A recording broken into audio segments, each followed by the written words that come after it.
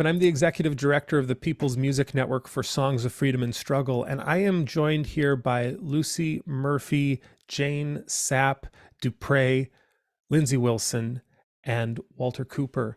And together we are here to have a conversation about a really exciting track of workshops that is going to be taking place at the People's Music Network Summer Gathering from May 26th to 28th in Groton, Massachusetts at Camp Grotonwood. This is a track of workshops that is addressing in a variety of ways Black singing traditions in social justice music. I'm just going to blank out my face here so that you can see this particular graphic, and this actually shows the schedule that is going to be part of the day on Saturday, May 27th. We have a workshop led by Luci Murphy on how to be a song leader. We have a workshop on understanding the African American spirituals at 11:10 with all of the people who are on this panel. Learning Freedom Songs with a Gospel Sound will be led by Jane Sapp and Michael Carter. And the plenary is going to also bring all the people together, 3:40 p.m., Struggle and Faith in African American Music. That's going to be primarily sharing songs and some explanation about how African American music, particularly the spirituals and particularly gospel music, has informed the kind of contemporary music that is being used in social justice movements today. And what we're really interested in as an organization, as the People's Music Network, is the ways in which songs can energize our social justice movement. So I'm really excited to have all of you here just to get you all into the conversation. I wonder if we can start with Luci, and you can tell us where you're from and what workshops you're going to be part of and what you want to convey as a part of this track of workshops. I'm Luci Murphy from Washington, D.C., and Black singing traditions are group singing traditions. And this tradition builds community. So true. Lindsey, tell us where you're coming from and what you're hoping to bring to the workshop track. I'm from Brooklyn, New York, and I feel that if the spirituals can lift us as Black people out of bondage, then perhaps the spiritual revisited can bring the people out of corruption and carnage. I think there should be a new revival of the spiritual in the 21st century. I think it could do many things that could change us for the better. And we need all the help that we can get at this point, especially in New York City. Yes, where some serious things are happening right now. Thank you, Lindsey. As we get Jane back on here, DuPree, will you tell us where you're coming from and what you're hoping to bring? Hello, everyone. Yes, I'm DuPree, and I'm from Brooklyn, New York. And I'm excited to be coming to the summer gathering. I'm going to share in the workshop. I want to bring to you some of the sounds, the language of Blacks enslaved in the New World who came from West Central Africa in the early 1500s. What did that sound like? Yeah. We're going to take a listen. Yes, yes. Thank you, DuPree. And Walter Cooper, I believe you are the newest member of the People's Music Network in this group, but you are not new to this music that we're talking about. Tell us where you're coming from and what you're hoping to bring to the gathering. Thank you, Ben, for having me. It's a pleasure to be with you all. What I'm hoping to be, for me, one of the most powerful things of the spiritual is the fact that the spiritual really is the foundation that all of our music, contemporary music, has been built on. And one aspect I think that really makes the spiritual stand out, and it's evidence when we sing the songs of these slave sons, is that there were people who were evangelized. Because if you listen to the songs, and clearly we know in history that that's what the slave masters did. They evangelized the slaves because they were hoping to make them not heathens and make them more controllable and all that. But what in fact happened, I think it's evidenced in the song, is where that evangelization took them. And again, I'm excited for the workshops. I think we're going to be talking about this a little bit in the workshops in terms of the types of songs that they sang, like with Old Testament themes in them, like Didn't My Lord Deliver Daniel and Go Down Moses and all of those songs. So I think it's going to be an opportunity for us to really kind of dig down into the spiritual in terms of what foundationally what it means for us in our culture. Thank you, Walter. It's great to have you on board with this. And Jane Sapp is a member of the steering committee, as is Lindsey Wilson. And Jane, you have been really playing a huge role in developing and conceiving and envisioning this particular workshop track. I'm wondering if you can unmute and share a little bit about what you're hoping to bring to this track of workshops. Well, I guess what I'm hoping to bring is a look at the power and energy that comes out of Black music and the Black spiritual tradition. It's also, I think, along with Black spirituals, within that is the spirituality of African American people. And within that spirituality is the key source of power, I think. And within that spirituality was born out of struggle, born out of sense of hope, born out of resistance, born out of resilience, and born out of a people struggling and demanding their own humanity. And so I think as we look and take a deep dive into this music, what we want to do as the People's Music Network is to kind of unleash that power that we find in the spiritual and bring that power and energy and sense of commitment to our music today. Yes. And that's a great segue to what I wanted to ask Luci Murphy. I think Jane has really laid out how Black singing traditions inform what we do as song leaders in today's social justice movements. And Luci, you live in Washington, D.C. You're one of probably in this Zoom room anyway, the longest members of the People's Music Network. And you are also a song leader and will be giving a workshop in the morning on Saturday on song leadership skills. I'm wondering if you could talk to us a little bit about why that's important and how you approach song leadership as an activist. I have had the good fortune to listen to and learn from many great song leaders. And one of them was Frederick Douglass Kirkpatrick, a good friend of Matt Jones. And he said, it used to be that anybody could sing a song. Anybody could pray a prayer.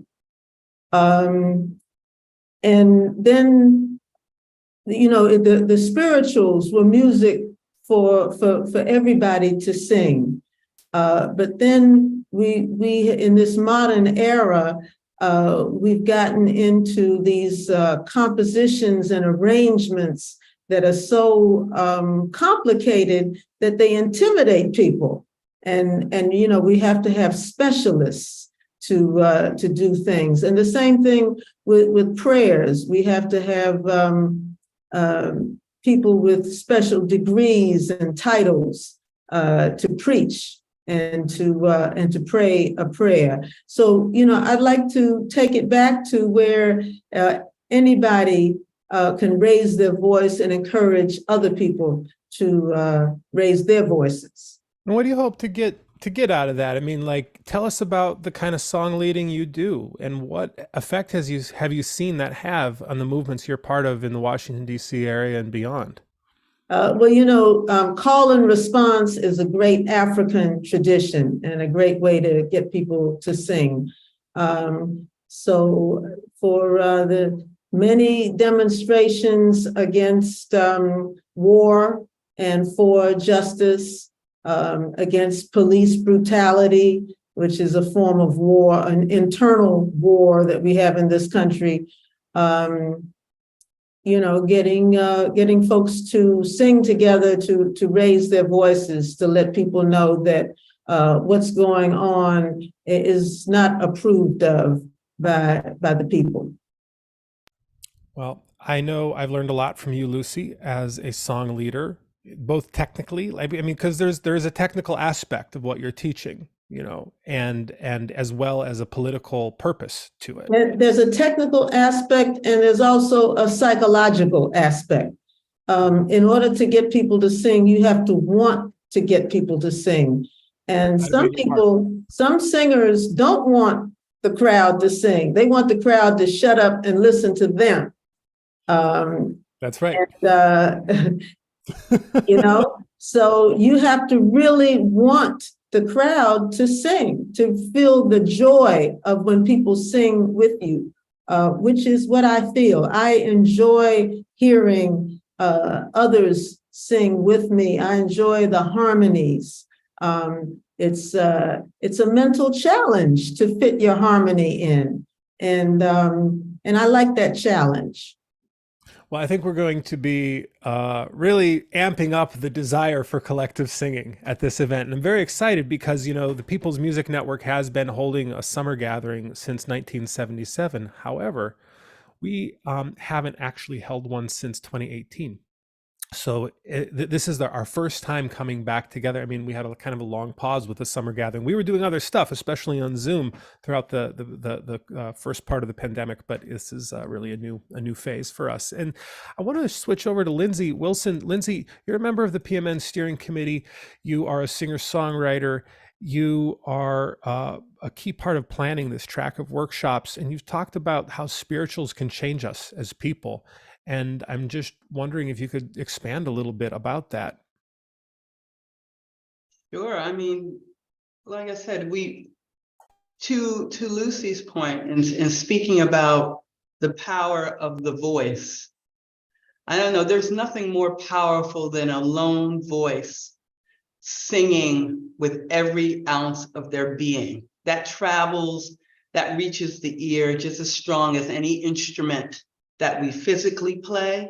There is nothing like the voice. And a cappella is also part of the spiritual journey, where we use our voices, we use our bodies, we use our hands, we do rhythmic claps, we stomp our feet. It's a lot of body involved in the spiritual experience. And I think we need more of that. As a songwriter myself, I have longed to learn, as you were saying, Ben, and as Luci was also saying, that to teach people to sing with you is technical. It's not just, you have to really know how to do it or learn how to do it. And even with my songs, I've been wanting to have people sing along with me, but there is a way that you have to do it, which in turn will get the message out all the more. So the spirituals have a definite purpose. There's a purpose behind it, is to, again, lift us out of where we are into a higher ground, a higher way of thinking. So that's why I'm saying I think it can change us for the better, so that we can take those steps that we need to take and not, be complacent in where we are. We have to get moving. And spirituals do that. They will get us moving to that next level, politically, socially, spiritually. Yeah. I feel like, Lindsey, when I don't know, People's Music Network is not a folk music organization per se. Many folk music organizations do exist. We love folk music at PMN, but what the heck even is that? It's like, folk music sometimes in the industry can be like, people with guitars doing whatever, but there is something to the African American spiritual, it seems to me, that really emphasizes like understandable words that people can click into. I feel like this is speaking to what you're saying, and something about the simplicity of language can really hold a very complex, emotional, even philosophical approach to life. I just wonder, if you could say a little more about how you look at that, and how you're bringing that to the workshop, particularly that morning workshop on understanding the African American spirituals. I think, I do think that we, like at this time, we have to get moving again into more like a progressive action. There's a lot of new people coming onto the scene now who are learning where they're at right now. And they may not really know about the spirituals and what the spirituals can do for them to get them motivated. The motivation is not necessarily in technology, although we love technology, but how do we use the, what's the word? The organic, that's the word. Spirituals are organic.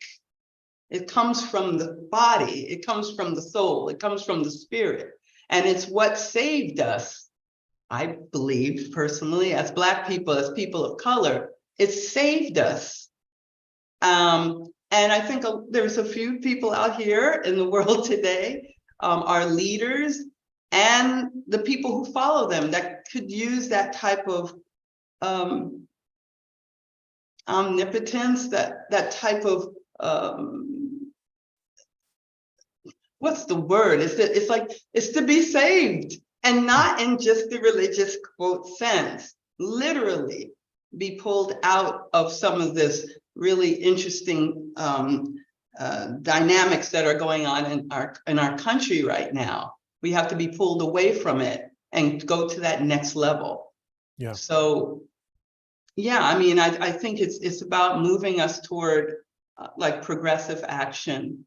Yes. That's going to have us be able to challenge our leaders to take that same step. Yes, and getting a whole community to be able to raise a voice together.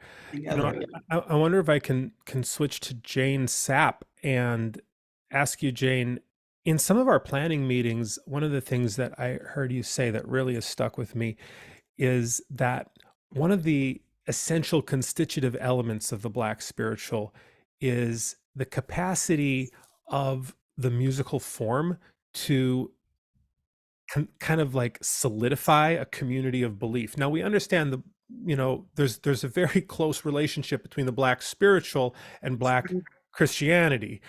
And I think that we're going to be talking about Christianity in this workshop, but it's not necessarily that, like, maybe you can tell us what Christianity has to do with it, but I think one of the things we talked about is that it was not a big shift necessarily to go from belief in Jesus Christ to belief in, a civil rights movement, or, Exactly.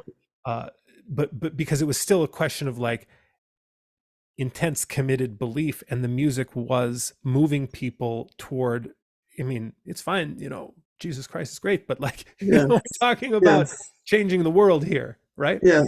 And I think even within the Christianity, I guess, if you say, but even within that, I think in the music, you always hear echoes of freedom. The people are talking about freedom. When they said, I woke up this morning with my mind stayed on Jesus. I woke up this morning in the civil rights movement with my mind stayed on freedom. If you miss me from the back of the bus, that song started off as, if you miss me from singing down here and you can't find me nowhere, you just come on up to bright glory. And part of the reasons why I say this is that I grew up in the church. I started going to the church when I was a baby. My mother carried me to the church. I started singing in the church. I remember, Luci, what you're saying about singing those songs, just breaking out into song. I remember hearing people sing the old songs. And what always moved me, and I also sang in a choir and played for a choir in the church, but what always struck me was just how deep the feelings were. And what struck me was when people would go into those old songs, there was always a shift in the church. And the old songs weren't necessarily about Jesus. It might have been a song that said, this may be the last time. This may be the last time. But it doesn't say anything about, but it was where people were going and remembering something so profound. And I mean, as I got older, I knew that people were going back to those days, where people were really strongly oppressed and where the burdens were really hard. And so what I hear in the song, I mean, even when I became a songwriter, I still brought that spirit with me, that spirit of, as I said before, the hope and the fight that I heard in the spirituals, and the sense of having a conversation with people. And the other thing that I think is so strong about the spirituals, and I think strong in the African American tradition in general, is this collective spirit. And It's Jane, the that song may be the last time. I always understood that maybe the last time, I don't know, like maybe the last time that we see each other, like in a situation where the civil rights movement, where people would be gathering for a purpose, and then there was like literally the possibility of death, like There you go. killed That's right. for taking a That's right. principled stand. Right. And you can see sort of the progression of that from here I am, in this situation where death looms largely, and here I am here in the civil rights movement. It's still the same possibility. So yeah, I get excited when we talk about this music because, as I keep saying, I think it is so powerful and so deep within the soul. And as Lindsay, as you were saying, it's in your body. It's all in your spirit, and to hear people sing and be in that very deep place, I think is it's not only moving, but it can also be very contagious. Yeah. Yes. Well, it gives me chills to think about some of those songs being sung in those contexts. Yeah. Jane, I wonder if I can take you to another topic, which is about gospel music. You're going to be co-leading one of the workshops with Michael Carter, who's a gospel choir director from Oklahoma. And I'm wondering if you could tell us a little bit about how gospel music fits into all this conversation and why it's a Mhm. distinct conversation. Mhm. And also tell us a little bit about Michael, who's on the graphic behind me. Oh, well, gospel music, of course, is a part of the spirituals, but the difference is that, the spirituals are sung without music. And as folks learned to play the piano and play other instruments, brought those instruments then to the gospel tradition. And Lucy, what you said about people just bursting out into song, when gospel music came to the church, people rebelled because now there was a choir standing up there singing. And, so the opportunity to just sing on your own was not necessarily there. And so gospel music had to adjust itself to make space to keep that collective voice going. So gospel music has changed and grown and is now a really strong singing tradition, not only within the church, but also I think gospel music it has bled into other forms of music as well. I mean, and gospel music now sounds like jazz, sounds like rap, sounds like, a lot of different kinds of music. And so, Ben, I can't remember what your original question was, but but that is what I think about gospel music. And for me personally, because that is at the root of my own musical training. I always say I went to two music schools. One was the church, and the other was, another more Europeanized music. But the music of the church, and not only the music of the church, but the music of the community. I mean, I grew up in a community, and I heard people standing on corners and singing, and quartets singing. I mean, music was all around us. So, when we started singing civil rights songs, and then when we started writing our own songs and whatever, that music and the spirit of that music just stayed with us. That's why I think that you can get freedom songs with a gospel sound. Yes, and I think before we move on to DuPree, I just wanted to ask you, Jane, if you could just say, the format of that workshop that you're doing with Michael, and this is something we've been little deprived of for some time, even at the People's Music Network, when it's been hard for us to get people together in person. But here we're going to be doing that on May 27th, actually 26th to 28th. But the big day is that Saturday, and having the workshop where you and Michael will actually be teaching some of these songs and giving people a real experience of what it's like to sing kind of in a gospel style, freedom songs. Do you want to just say anything about like how you're intending to hold that space for people as choir leaders? Well, I'm looking to do two things, and that's one is to actually teach freedom songs, and so that people get a sense of, the progression from spirituals to freedom songs, and also to actually do gospel songs and see within those songs the voice of a people struggling for freedom and justice. And Michael will be teaching some songs.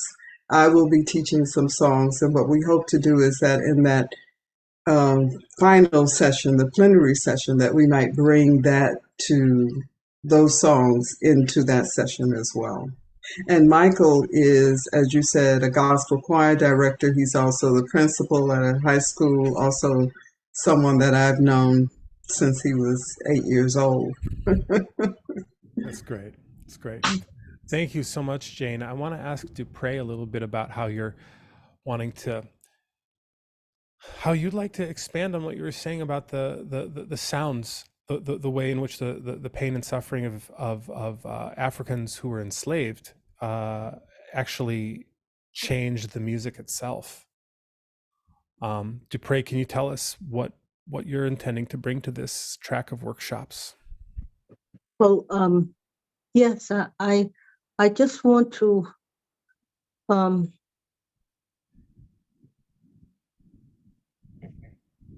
I want us to realize from the hostilities of the Portuguese and the emotional trauma, and from the belly of that ship, those ships, came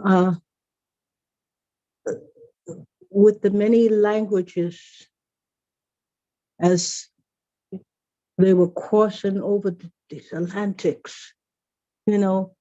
That sound, the language, that that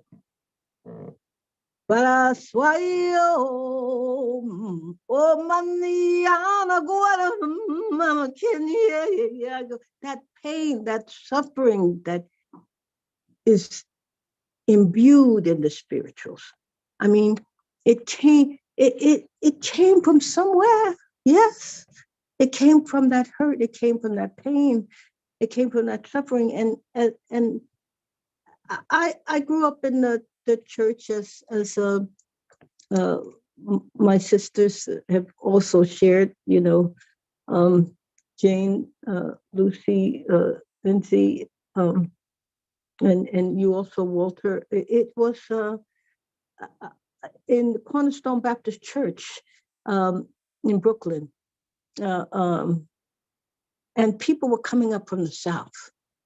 And when they came from those churches that they described, the church in the Wildwood. Oh, come to the church in the Wildwood. Oh, come to the church in the Bay. So that they brought that sound and the culture of sharing and working and pulling together. So when they went from that pain and suffering to the working in the fields and having to hide in the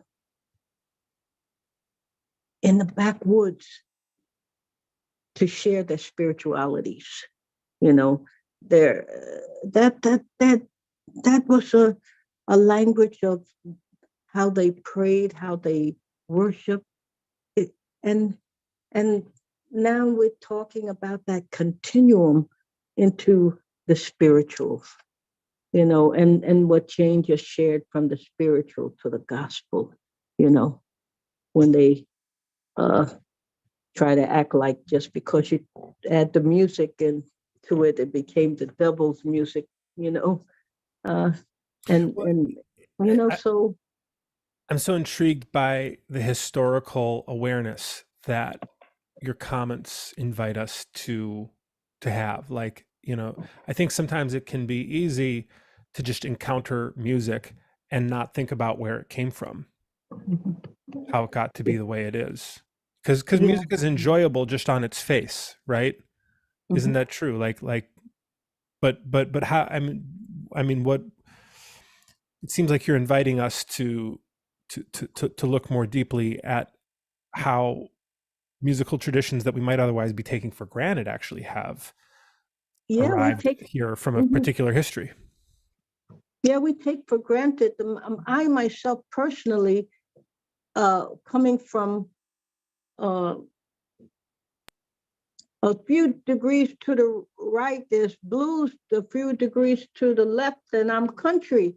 And but all those songs share about maybe coming up, you know, the riding on something about a train. Always something about a train. You know, getting to a destination, getting to that freedom.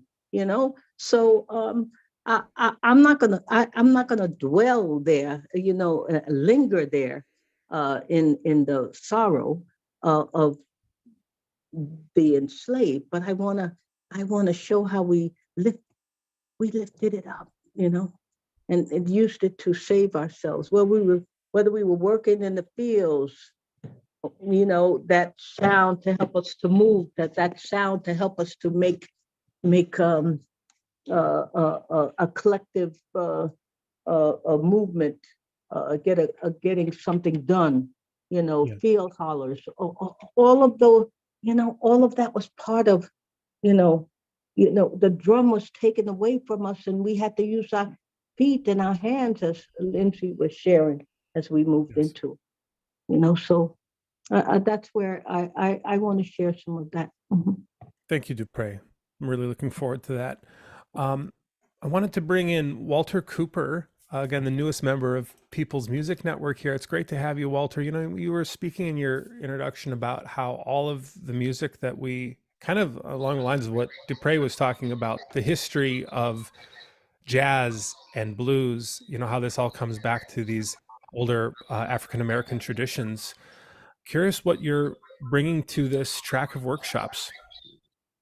Well, I think that the spiritual, what really makes it distinct from other music is the spiritual does not speak to our understanding. The spiritual speaks to our spirit. And there's a really strong distinction there because these songs were sung by people who were clearly oppressed. So how does a person who goes through what we know to be the slave experience then come up with a song, I want Jesus to walk with me? Shouldn't the song be, I want to be free again? Those songs were there, but those other songs were there. And what those songs are, I think, and this is the key for the spiritual, they engender hope. These are the songs that gave these people who were in this condition that we can all recognize, gave them hope. Hope that what, you know, there's a line in spirituals where they would say, you know, they were going to go up yonder, going home, you know, talking about death. And one of the things they would say when you got home, one of the benefits of being there and not being here was that up there, it's always howdy, howdy, and never goodbye. Well, for a slave, goodbye could come any day, any minute. They could come up for your child, your wife, whatever. You had no control over that. So that was the kind of thing. That was one thing that the slaves looked at that was expressed in these songs. And the reason I say it's hope because one thing we have to remember about hope is about things we don't see, and that was the condition of the slave. So the music, and I think what it speaks to is the quality of life being oppressed that way. But what does hope do?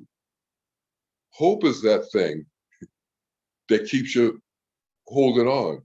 I like to say in my own experience coming up, I can remember my own community. You know, we said people prayed for us, and they did pray for us. But you know what they prayed? They didn't pray that we would be doctors, lawyers, or Indian chiefs. They prayed that we'd have a relationship with Jesus Christ. Because they believed if we had that, because life is going to drive you to him anyway. The experiences of life are going to drive you to him. So if you have some knowledge of that, and then it becomes a refuge. It is so interesting, the interplay of faith and politics and social justice. I'm just wondering, as we wrap up, we're coming upon the time when I know when Luci needs to go. Luci, as you have heard the whole conversation here, just wondering if you or any of the other folks in this conversation want to sort of like give us some concluding thoughts about really what this means in terms of the People's Music Network, in terms of what we're trying to build as a network of musicians that are really looking in a serious way at these traditions, these African-American singing traditions, and how this can really help us as activists and as artists in the movement. Well, as you know, I believe that everyone and everything in this universe is connected. And when we sing together, somehow that is more easy to understand. And for justice to prevail, we need to understand that we are brothers and sisters. We're all members of the human family, and the human family comes out of Africa. Yes, and I think the path to liberation in this country, the United States particularly, is got to be based on the Black radical tradition for sure, and also a deep engagement with Black singing traditions. In the same way that humanity's family began in Africa, the liberation movement in this country, I think, is historically is kind of another conversation in a way, but if you really look at the history, I think that liberation movements have been so much turned on this question of race and racial divisions and racial oppression. Thank you, Luci. Wondering if anyone else has anything to wrap up. Jane, you were the artist in residence of People's Music Network back in 2017. We were at Camp Kinderland back then. We're going to be at Camp Groton Wood on the other end of Massachusetts later on this month. You've been part of the leadership of People's Music Network for the last 2 years, Jane. How do you see this moment as a step for the organization? Well, as you were talking, I was thinking back to the period of segregation. It's a time that I remember well. I grew up in a segregated world. I grew up in the South. And I was thinking how much things have not changed. I mean, in some ways, yes, but the South is still the South. It's still fear the other and hate the government. And so I think that this music, bringing this music to the People's Music Network I think it's very special in a lot of ways, because we're at another one of those moments in history where, this country is on a very slippery slope towards authoritarianism and fascism, and places where we can find hope, places where we can find resilience and resistance and find a sense of collective voice is very important right now. So and a big thank you to the People's Music Network for bringing us together. Well, I think it's going to be an incredible weekend. Of course, we talked mostly about the activities that are planned on Saturday, May 27th, but it all begins on Friday evening. Registration opens at 4 p.m. on Friday, and we're going to have dinner. We're going to have a welcoming event where there's going to be a lot of groups singing Friday, as well as some games to kind of connect people together. Then there's Sunday with more workshops, including Songs of the Spirit on Sunday. We'll have lunch and a closing ceremony. And a lot of information is posted at peoplesmusic.org. The other thing that we want people to know about is that we have a dedicated fund at the People's Music Network called the Matt Jones Scholarship Fund. We want to get people registered, and we want to let people know that there is the opportunity to apply for a scholarship to cover the cost of registration, either a full scholarship or a partial scholarship. And there's information at peoplesmusic.org under the summer gathering page about how you can apply for that scholarship. And that is particularly, we're inviting artists and activists of color to apply and make use of that, so that we can be a more inclusive community, a closer version of the beloved community that Martin Luther King discussed and envisioned for our movement. So thank you so much, Luci, Walter, Lindsey, Jane, and DuPree, for having contributed so richly to this conversation. I think with that, I think we've come to a good concluding point, and I'm really looking forward to seeing you in Groton, Massachusetts later this month. Thank you all.